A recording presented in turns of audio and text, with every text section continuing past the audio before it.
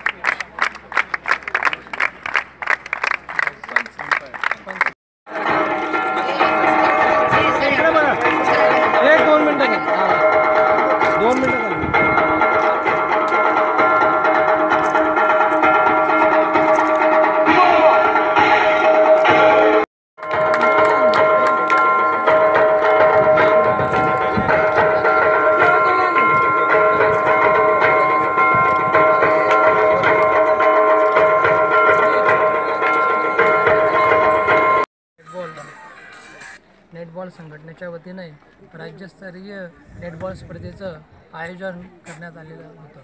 2016 8 व 9 ऑक्टोबर 2016ला निकम पॉलिटेक्निकच्या ग्राउंडवर या स्पर्धेचं आयोजन करण्यात आलेलं होतं. त्यामध्ये सातारा मुलांचा संघ मुलींचा संघ कोणता? सातारा मुलांचा संघ विजयी झाला. तसेच मुलींमध्ये सुमारे 23 मुलांचा संघ व 13 मुलींचा संघांनी या स्पर्धेमध्ये भाग घेतला. या स्पर्धेचं वैशिष्ट्य असं आहे की या स्पर्धेमधून महाराष्ट्राचा संघ निवडला जाणार आहे आणि हा महाराष्ट्राचा संघ दिल्लीमध्ये होणाऱ्या 25 ते 30 ऑक्टोबरच्या स्पर्धेमध्ये भाग घेणार आहे. अतिशय चुरशीचे असे सगळे सामने आणि अतिशय आनंदाने व खेळमेळीच्या वातावरणामध्ये या ठिकाणी पार पडले. आता समारोपाच्या कार्यक्रमासाठी कार्यक्रमाचे अध्यक्ष प्राध्यापक अरविंद जाधव सर तसेच प्रमुख अतिथी म्हणून साने गुरुजी सोसायटीचे आपले हेमंत पाटील व भूषण निकम हे उपस्थित राहिले व घोरपडे सरही या ठिकाणी प्रमुख अतिथी म्हणून उपस्थित राहिले. जिल्ह्याचे औषधी नेटबॉल संघटनेचे सर्व पदाधिकारी व सन्माननीय सदस्यांनी या ठिकाणी उपस्थित आहेत. बहुउद्देशीय संस्थेचे विद्यमान अध्यक्ष आमचे सन्मित्र आदरणीय प्राध्यापक रवींद्र निकम सर आणि 10 दिवसामध्ये 10व्या राज्यस्तरीय नेटबॉल स्पर्धेचं ते आयोजन करत असताना 10 निवडक सहकाऱ्यांना सोबत घेऊन आणि कमी कार्यकाळामध्ये महाराष्ट्रातल्या बहुतांशी जिल्ह्यातील सर्व स्पर्धक या ठिकाणी आले आणि त्याच्यामध्ये जे विजयी संघ आहेत, मुलांचा संघ मला वाटतं साताऱ्याचा मुलांचा संघ विजयी आहे आणि अकोल्याचा मुलींचा संघ विजयी आहे. त्या दोघा संघांचं मी सर्वप्रथम मनापासून अभिनंदन करतो.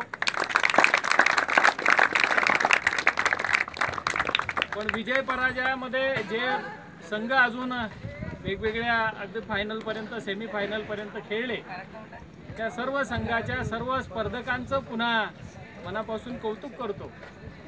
अत्यंत प्रतिकूल परिस्थितीवर मात करून जसं काल शानदार अशा सोहळा पार पडला, उद्घाटनाचा सोहळा पार पडला, पण वरुण राजाने दुपारून आपली हजेरी जोरदार लावली आणि या इतक्या प्रतिकूल परिस्थितीवर मात करून सुद्धा सर्व सहकाऱ्यांच्या मदतीने आणि आहे त्या प्राप्त परिस्थितीमध्ये सर्व खेळाडूंनी आहे त्या प्राप्त परिस्थितीमध्ये त्यांची जी स्पर्धा आहे ती उत्कृष्टरित्या पार पाडली आणि ते स्पर्धा पार पडत असताना ज्या पद्धतीने या स्पर्धेचे सन्माननीय अध्यक्ष असतील, त्यांचे सगळे सहकारी असतील,